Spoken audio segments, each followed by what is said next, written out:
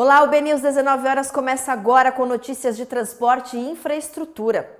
As exportações de veículos brasileiros cresceram mais de 50% nos primeiros 5 meses de 2025. Um movimento que vai se intensificar a partir desta terça-feira. Começou a funcionar parcialmente a fábrica da montadora chinesa BYD no Brasil. A BYD apresentou nesta terça-feira a primeira parte do complexo industrial que está em construção em Camaçari, na Bahia. O galpão tem 154 mil metros quadrados, quase o mesmo tamanho da antiga fábrica da Ford que funcionava no local. O investimento chegou a 5 bilhões e meio de reais para produzir 150 mil veículos por ano e atender o mercado brasileiro e a América do Sul. A montadora vai começar com a produção de 2 veículos, o compacto Dolphin Mini, 100% elétrico, e o utilitário Sub Plus, um híbrido plug-in.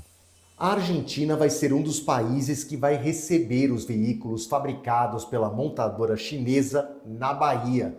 O país é o grande responsável pelo salto nas exportações brasileiras nos primeiros meses de 2025. Só em maio, o crescimento chega a 86%. Nos primeiros 5 meses do ano, as exportações de veículos no Brasil subiram 56,7%. Foram mais de 2 bilhões e 300 mil carros vendidos para fora. No ano passado, as exportações somaram 1,1 bilhão neste período. E a Argentina foi responsável por mais da metade das vendas deste ano. No total, 68,4%. A Colômbia foi a segunda em participação com 9,3%, seguida do México com 7,4% e o Chile com 3,6%. O aumento nas exportações já havia começado no ano passado, mas com um crescimento muito mais modesto, de 3%. Nós costumamos, aqui no Brasil, falar de 4 variáveis fundamentais para o setor automotivo, que é o emplacamento, que é quanto nós vendemos, quanto nós produzimos, a segunda variável, e 2 outras muito importantes, o quanto a gente exporta, que são os embarques para o exterior, e quanto a gente importa. As nossas exportações tiveram, em 2024, um primeiro semestre muito ruim, mas nós conseguimos recuperar no segundo semestre e chegamos a embarcar algo em torno de 398 mil unidades. Entre os portos, Santos lidera em movimentação. Entre janeiro e abril, foram mais de 93 mil toneladas. Em seguida, veio o Porto de Vitória e, em terceiro, Suape, em Pernambuco. Na semana passada, o Porto de Suape fez a maior movimentação de exportação de veículos da Stellantis em uma única remessa. Foram mais de 4 mil unidades produzidas na planta da montadora em Goiânia, na zona da Mata Norte do estado. Os veículos foram para a Argentina. Falando de mais de 4 mil veículos, lembrando que só nesse ano o Suape movimentou aproximadamente já 37 mil veículos. No ano passado essa marca alcançou os 80 mil veículos, dos quais 77% foram da Fiat Stellantis. Indo um pouquinho para o modelo de veículo exportado, a gente teve desses 4.006, aproximadamente 25% sendo o Jeep Compass, seguindo pela Toro, veículos produzidos aqui no estado, o que trazem destaque para o estado de Pernambuco e destaque para o Porto de Suape. A gente segue falando sobre exportação de veículos no nosso Giro de Notícias. O BNDES, Banco Nacional de Desenvolvimento Econômico e Social, aprovou financiamento de 445 milhões de reais para a Marco Polo produzir veículos de transporte de passageiros e carrocerias que serão exportados para Chile, Peru, Argentina e países da África. O financiamento vai permitir à empresa, que tem sede em Caxias do Sul, no Rio Grande do Sul, ampliar sua participação no mercado internacional. A Marco Polo é a maior fabricante de carrocerias de ônibus no Brasil e uma das maiores do mundo. 2 pessoas morreram na queda de uma aeronave na manhã desta terça-feira em São José do Rio Preto, interior de São Paulo. A aeronave era de instrução e as vítimas eram aluno e piloto. De acordo com o Corpo de Bombeiros, o avião tem registro no aeroclube da cidade. A aeronave não atingiu estruturas próximas e nem houve vazamento de combustível. O caso vai ser investigado pelo CENIPA, o Centro de Investigação e Prevenção de Acidentes Aeronáuticos. 8 países criaram nesta segunda-feira uma coalizão para avançar na tributação do setor aéreo, entre eles França, Quênia e Espanha. Eles querem impor taxas aos jatos privados e passageiros que viajam em classes premium. A coalizão foi anunciada durante conferência da ONU, a Organização das Nações Unidas, sobre financiamento e desenvolvimento, que aconteceu em Sevilha, na Espanha. O objetivo anunciado é de melhorar a mobilização das receitas nacionais dos países em desenvolvimento e apoiar a solidariedade internacional. A movimentação de passageiros nos 10 principais aeroportos do Nordeste cresceu 6,6% entre janeiro e maio deste ano, na comparação com o mesmo período do ano passado. Foram 14,8 milhões de embarques e desembarques em 2025. O volume também supera os dados de 2019, ano anterior à pandemia, quando a região somou 14,2 milhões de passageiros. O governo de Pernambuco fez uma obra emergencial no pátio de estacionamento do aeroporto de Fernando de Noronha, após o asfalto ceder 2 vezes. O último acidente aconteceu domingo, quando uma aeronave da Gol atolou. A área de taxiamento tem apresentado problemas desde o dia 22, quando o avião da Azul também passou pelo problema. De acordo com a Dix Aeroportos, concessionária do terminal, o trabalho emergencial já foi concluído. A obra planejada para o pátio está prevista para começar no dia 15. A Grécia começou a cobrar uma taxa de 20 euros aos passageiros de cruzeiros com paradas em Santorini e Mykonos, 2 das ilhas mais movimentadas pelos turistas no país. O governo grego apoiou a lei como forma de tentar regular chegadas às ilhas com grande fluxo turístico. Os operadores de cruzeiros pagarão inicialmente a taxa, que vai ser repassada ao preço dos bilhetes. No ano passado, o crescimento no número de turistas na Grécia passou de 12% em relação a 2023, de acordo com dados do Banco Grego. O jornal britânico Financial Times publicou nesta terça-feira uma reportagem sobre o pior congestionamento da cadeia de suprimentos da Europa desde a pandemia. De acordo com o diário, embarcações têm esperado dias para recolher mercadorias e navios de contêineres. As piores situações seriam em Roterdã, Antuérpia e Hamburgo. Analistas acreditam que a situação deve permanecer nos próximos meses.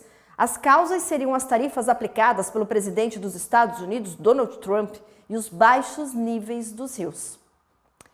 E o governo federal decidiu levar para o STF a anulação do decreto do IOF. A decisão foi tomada após aval do presidente Lula. O decreto foi derrubado na semana passada, numa derrota esmagadora do governo na Câmara e no Senado. Mas, de acordo com a Advocacia Geral da União, a medida é inconstitucional. O governo federal levou ao Supremo Tribunal Federal a disputa com o Congresso sobre o decreto que aumentava as alíquotas do IOF.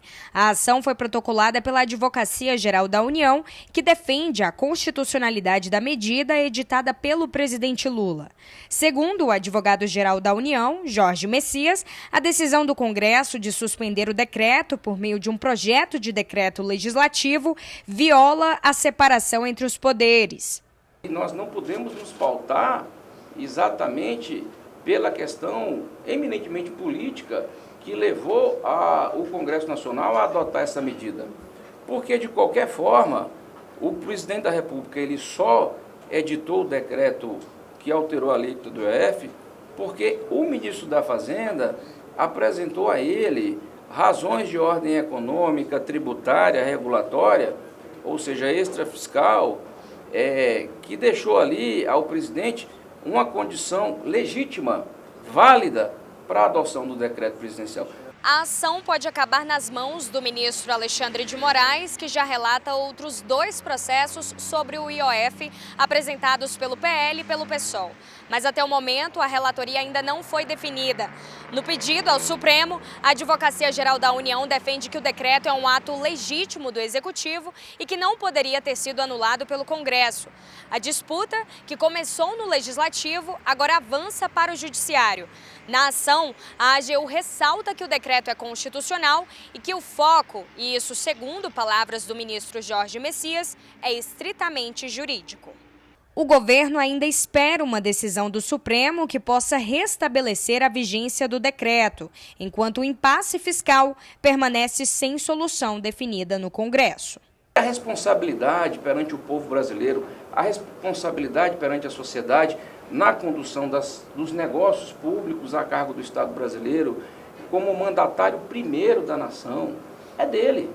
A sociedade cobra do presidente da República as respostas fiscais, a sociedade brasileira cobra do presidente da República as medidas necessárias para a promoção de justiça social. E então, evidentemente, que tendo sido cometido ao presidente da República esta atribuição, ele tem todo o interesse, e o interesse legítimo, de zelar por essa atribuição presidencial. Foi lançado nesta terça-feira o Plano Safra Empresarial, que vai oferecer linhas de crédito e incentivos para produtores rurais com programas específicos voltados a médios e grandes produtores. O governo federal liberou 516 bilhões de reais em financiamentos para médios e grandes produtores agrícolas. Isto representa 1,5% a mais que o ano passado. Mas, por outro lado, o governo elevou as taxas de juros do crédito rural em até 2 pontos percentuais. Somando o Plano Safra Empresarial e o familiar, o custo total para o Tesouro Nacional será de 13 bilhões de reais. E o valor do pedágio já está mais alto em São Paulo. A Artesp, Agência de Transportes do Estado de São Paulo, autorizou o reajuste médio de 5,31%.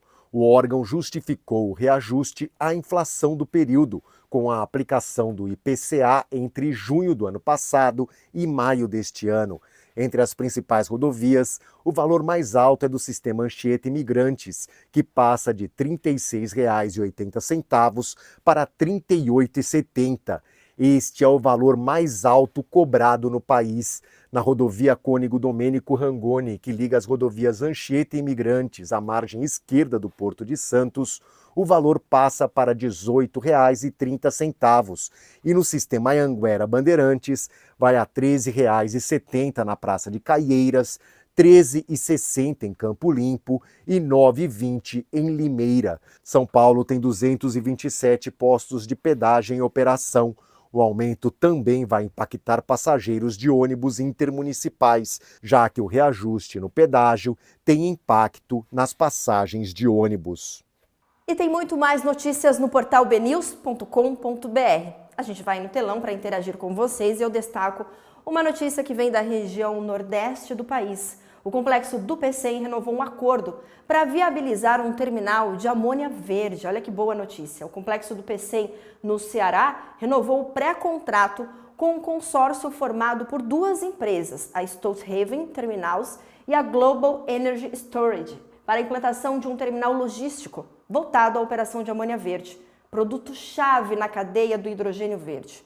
O consórcio ficará responsável pela construção, operação e manutenção da infraestrutura compartilhada, que será usada por futuros produtores do insumo. O projeto prevê a instalação de uma rede de dutos ligando as plantas de produção aos tanques de armazenamento, tanques compartilhados para estocagem e outra rede, conectando esses tanques ao Pier 2 do Porto do Pecém, além de estruturas técnicas como braços de carga e válvulas. Uma ótima notícia, principalmente aí para o meio ambiente.